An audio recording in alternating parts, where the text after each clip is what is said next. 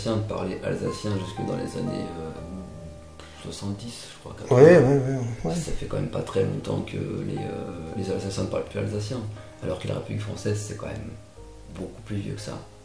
Ben oui, mais parce que la République n'a pas eu le temps et les moyens d'imposer la langue. Il faut savoir que c'est très progressif. En 1789, il faut savoir qu'on estime aujourd'hui qu'il y a entre 30 et 40% des Français qui parlent le français. Donc, à cette époque, il y a... Bon, et c'est lié à la guerre, hein, la France révolutionnaire à l'époque, elle déclare la guerre à toute l'Europe. Et donc, elle se retrouve cernée et les Jacobins ont imposé cette idée. Il y a ce fameux discours de Barère, hein, où ils défouraillent tous azimuts contre toutes les langues régionales. Hein.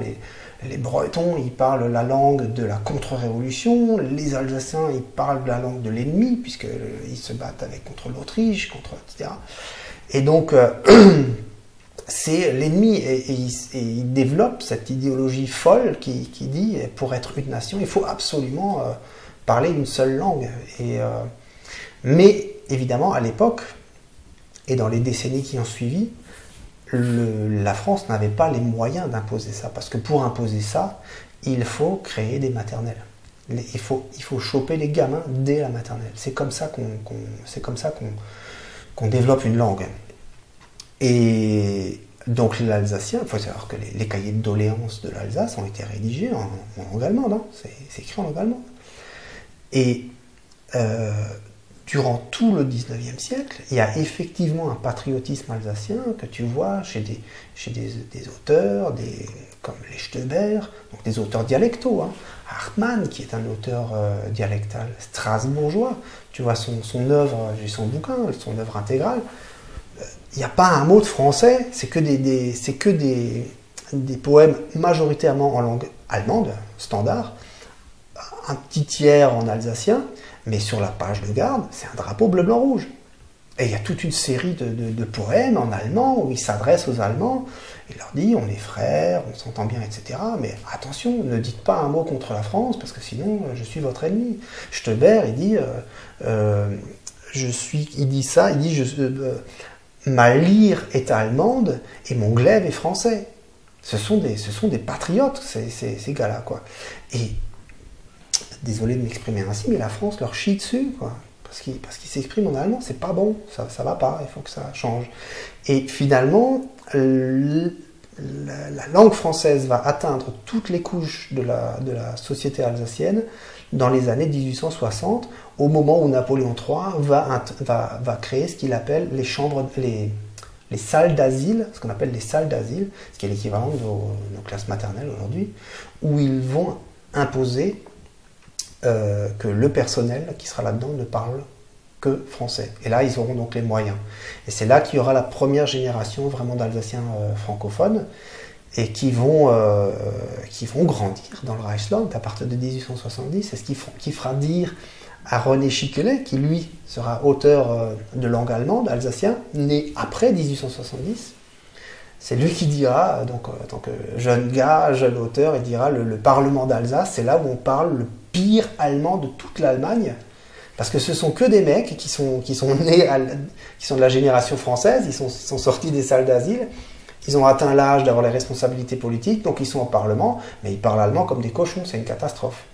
Et après, il y aura le mouvement de bascule inverse, parce que toute la génération qui va grandir entre les années 1890, 1900, etc., eux, ils vont se retrouver aux responsabilités politiques quand l'Alsace sera française. Et eux, ce sont vraiment des germanophones à fond. Et ils s'exprimeront, tout le mouvement autonomiste des années 20-30, ils vont s'exprimer en allemand à cause de ça.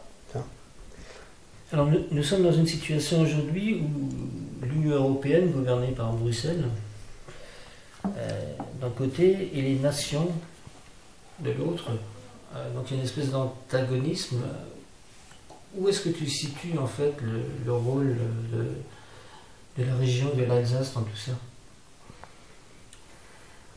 Bah, le rôle de la région, enfin de l'Alsace, du point de vue français, il est réglé, quoi. Hein. C'est que c'est zéro, quoi. La question est réglée, il n'y a plus rien. Si l'Alsace ramène de l'argent. Il y a deux, oui c'est ça, vous payez et vous la fermez.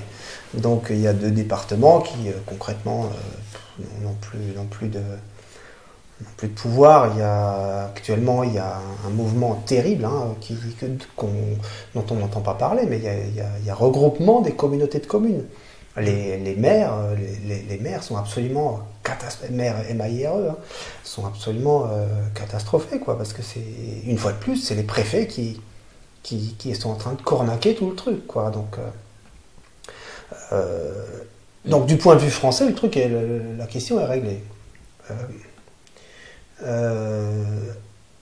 Du point de vue européen, moi mon problème avec l'Europe, c'est que je ressens qu'elle n'est pas européenne, quoi. L'Union européenne pour moi est un projet américain. Et je me suis retrouvé dans les années 90, on luttait contre l'AMI à l'époque, ça s'appelait l'accord multilatéral sur l'investissement. C'était une horreur, quoi. Et on avait, moi j'avais milité à l'époque contre ça, et puis je crois que à l'époque c'était Jospin qui était Premier ministre, et puis finalement ils avaient fini par faire basculer ce truc. Mais là maintenant il y a le projet de traité transatlantique qui revient exactement à la même chose. Et il y a des complicités, c'est évident qu'il y a des complicités au niveau européen, et que ce système va écraser les nations. Je comprends les nationalistes français qui pleurent aujourd'hui, je les comprends tout à fait, parce que c'est horrible de voir ça. Je veux dire, en gros, les nationalistes se retrouvent dans la même position que les régionalistes. Exactement, c'est ce que je leur dis, c'est ce que j'ai à leur dire. Je me dis, les gars, ouais, vous souffrez, je vous comprends bien, mais c'est exactement ce qu'on a pris dans la gueule. Quand c'est Paris qui est au pouvoir, quand c'est Paris qui décide, Paris se comporte envers nous exactement comme Bruxelles envers les pays. Et donc, moi je vois qu'une seule échappatoire, hein, c'est la démocratie, quoi, la vraie démocratie, hein, et pas d'autre moyen, quoi. À la Étienne Chouard, c'est ça? Oui, je dois dire que je suis très séduit par ce qu'apporte Étienne Chouard, quoi. Bon, il y a d'autres idées, hein, qui circulent sur le net et qui sont tout à fait passionnantes, quoi. Mais d'une manière générale, c'est ça ou c'est la dictature à l'américaine, là, parce que là ça devient tellement énorme, tellement visible qu'on est dedans, quoi. On bascule petit à petit dans la dictature, quoi. Ouais, mais si on part du principe que on rétablit la vraie démocratie, on va quand même se retrouver dans un système centralisateur. Le problème, c'est que là, bon, il y a un mouvement qui se dessine, la place de la République, etc. Les nuits debout et tout. Et le problème, c'est que pour moi, l'Alsace a déjà, je pense, hein, dans la majorité de sa population, a dépassé le cap, parce qu'ils sont tous issus de l'éducation française. Les jeunes Alsaciens, et même les jeunes et moins jeunes, sont entièrement imprégnés de culture et d'éducation française, totalement. Ouais. Et ignorent complètement la véritable histoire de l'Alsace. Et c'est le principe, je veux dire, si tu veux manipuler une population, tu la prives de sa langue, tu la prives de son histoire, et après t'en fais ce que tu veux. Et évidemment, le danger maintenant, c'est que, c'est ce qu'on dit en indépendantiste, et ce que j'ai eu l'occasion de voir quand j'étais en Bretagne, c'est que tôt ou tard, le système tel qu'il fonctionne là, il va se casser la gueule, et puis il y a autre chose qui va se mettre en place. Et cette autre chose, forcément, ce sera français, ce sera fait par des petits Français qui vont dire « Ah, mais vous êtes avec nous, etc. » Et là, il n'y aura pas un mouvement suffisamment fort pour dire « Attendez les mecs, la France se casse la gueule, c'est très bien, on est ravis pour vous, faites votre truc, nous les Bretons, nous les Alsaciens, nous on fait notre histoire à nous, quoi. » On ne peut pas trouver une alternative. Et je vois pas quoi comme alternative, quoi. Donc, si tu veux, moi je suis fondamentalement non violent, donc forcément ça sera j'espère que ça se fera sur la décision comment dire, ça se fera dans un système, comment dire, selon des principes démocratiques, et avec débat, etc., quoi, une discussion, et pas par la force. Mais je crains fort que les gens qui sont conscients de l'histoire de l'Alsace et de l'alsacianitude se retrouvent les cocus de l'affaire, quoi. Et parce que c'est très très difficile. On a encore aujourd'hui, je vois même beaucoup, les autonomistes ont encore cette image de facho, quoi. C'est terrible. C'est pour ça que tu avais intitulé ton cycle de vidéos autonomiste ou nazi, c'est ça? Oui, ouais. Parce que pour moi j'ai commencé, bon, là on arrive à la création de mon blog, pour moi c'est le cœur du problème. C'est vraiment le noyau du réacteur, c'est que l'autonomisme est assimilé au nazisme. Ce qui est une usurpation complète, quoi, ce qui est un mensonge historique complet.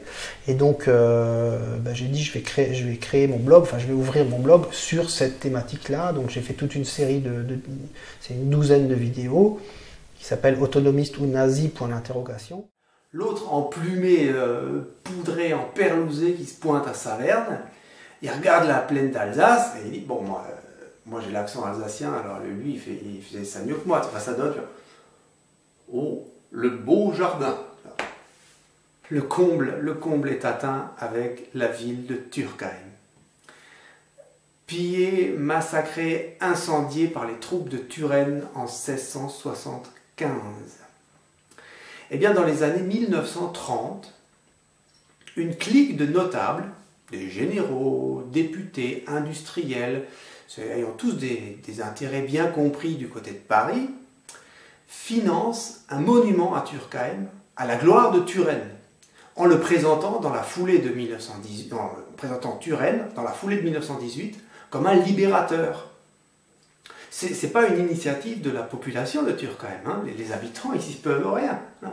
Et les pauvres, ils se retrouvent aujourd'hui encore avec dans leur village un monument à la gloire du criminel de guerre qui a fait massacrer leurs compatriotes il y a 400 ans. À la Libération, les camps nazis du Struthof et de Schirmeck seront vidés de leurs occupants, mais ne seront pas fermés. La patrie des droits de l'homme va les utiliser. L'historien Roland Oberlé, dans son livre sur les loups noirs, écrit « Les témoignages concordent.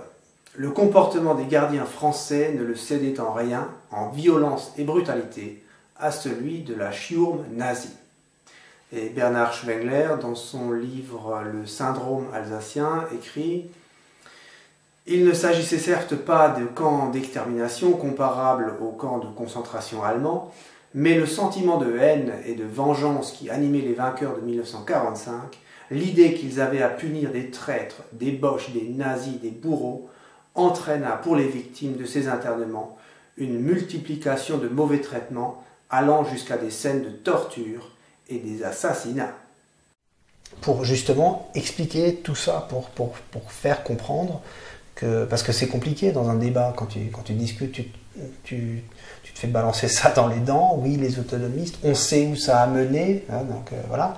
Et l'explication est extrêmement longue. C'est un truc, ça prend du temps, quoi. Et c'est pour ça que j'ai fait cette série-là. Et qu'aujourd'hui, je peux dire aux gens, bah écoutez, si vous voulez comprendre la problématique, commencez par regarder ça. Hein, en tout, ça doit faire 2 heures, donc voilà. Et ça permet de comprendre la manipulation qui a été faite pour écraser, parce que c'est vraiment ça. C'était, je veux dire, les Alsaciens, le peuple alsacien de 1946, il n'avait pas de grande différence avec le peuple alsacien de 1939.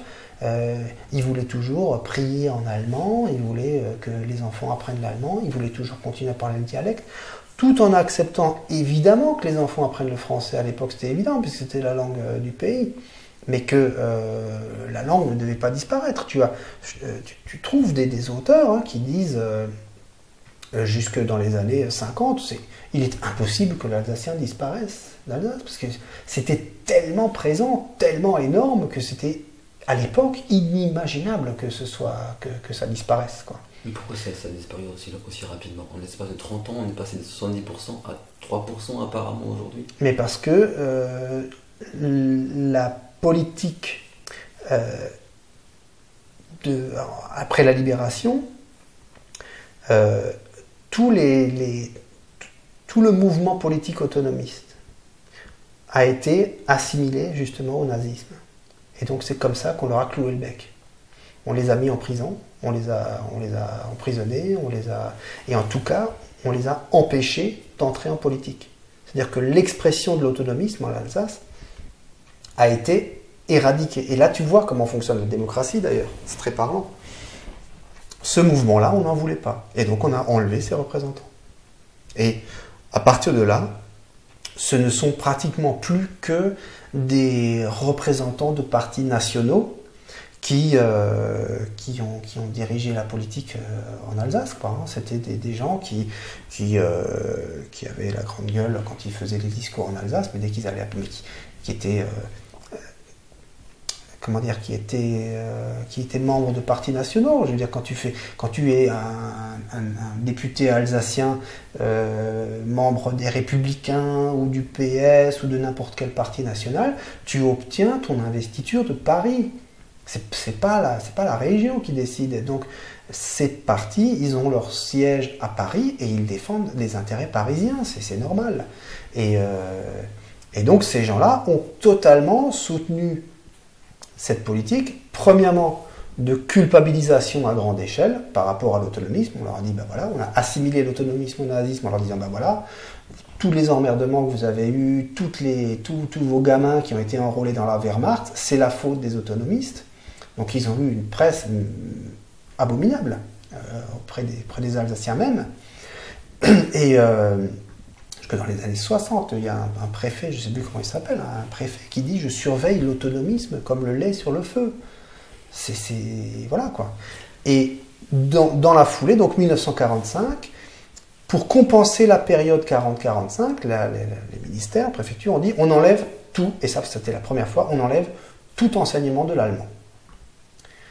Donc tout l'enseignement a radicalement disparu en 1945. En Alsace. En Alsace. Seulement en Alsace ou en France? Je ne sais pas ce qui s'est passé dans le reste de la France, mais il n'y avait pas d'enseignement. Si tu veux, de haute lutte, les autonomistes avaient obtenu quelques heures par semaine d'allemand dans les classes, quoi. En tout cas plus qu'en France. Et tout a été retiré. Donc c'était plus que l'enseignement français, avec une culpabilisation, avec tout le discours, tous les enseignants. Tout l'avenir était français pour les Alsaciens. Et que disaient les enseignants dans l'école maternelle, l'école primaire, aux parents qui parlaient alsacien avec leurs gamins? Vous voulez en faire quoi de vos gosses? Des balayeurs? Ou vous voulez qu'ils deviennent cadres? Vous voulez qu'ils aillent faire une école à Paris? Alors arrêtez de leur parler alsacien, parlez-leur en français. Il y avait toutes les punitions, les humiliations dans les salles de classe, dans la récréation.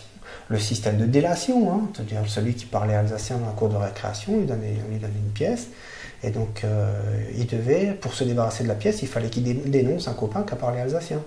Et le dernier qui avait la pièce à la fin de la journée, il devait rester, écrire 100 fois, j'ai pas le droit, c'est chic de parler français, ou un truc comme ça.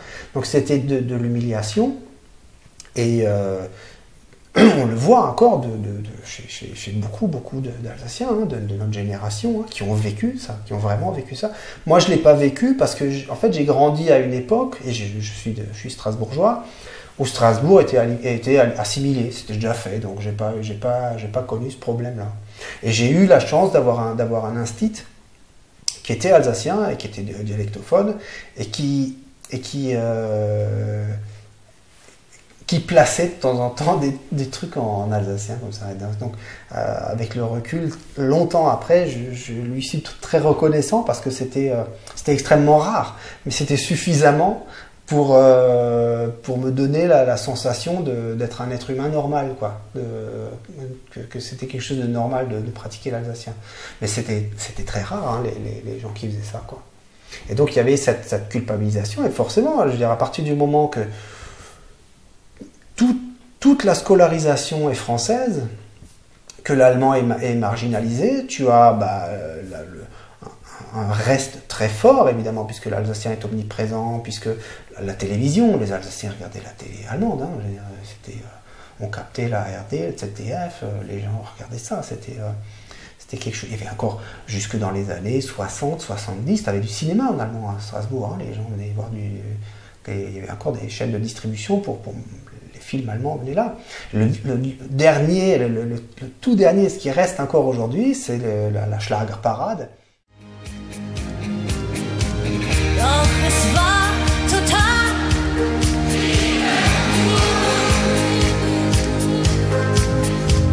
Manchmal frag ich mich, warum du Traumpirat sing jetzt. Du hast mich tausendmal belogen, du hast mich tausendmal vergessen. Ich bin mit dir so hoch geflogen, doch der Himmel war Ce qu'il y a de pire, de ce que l'Allemagne peut nous donner de pire, c'est les tubes en allemand, quoi. Ils remplissent encore des salles avec des gens qui comprennent pas l'allemand, mais qui aiment bien ça. C'est très bizarre. C'est un style musical, bon, que moi, que je supporte pas, mais qui remporte encore du succès. Si tu te promènes dans les villages en Alsace, tu peux entendre ça au printemps, tu vois, ça sort des fenêtres, tu entends ça encore, quoi. C'est étrange, quoi. Et moi, ça me touche profondément, parce que c'est le chant du cygne, quoi. C'est la mort. Et la preuve de l'efficacité extrême, hein, de la conjonction des événements historiques, le fait que malheureusement notre dernier contact réel avec l'Allemagne, ça a été un contact avec l'Allemagne nationale-socialiste, et que ça a été absolument terrible pour tous les Alsaciens, et qu'après, que la France a assimilé ça à l'autonomisme, quoi. Et donc, pour moi, dans mon combat personnel, ça commençait par ça. Ça commençait par diffuser l'information et par dire aux gens, non, ça c'est un mensonge absolu. L'autonomisme, c'est antinomique, ça ne va absolument pas avec le national-socialisme. C'est-à-dire que si tu prends un autonomiste, parce qu'il y en a eu certains, ça on ne va pas le nier, qui ont rallié le national-socialisme. Tu regardes le national-socialisme, tu peux pas faire plus jacobin, c'est archi centralisé.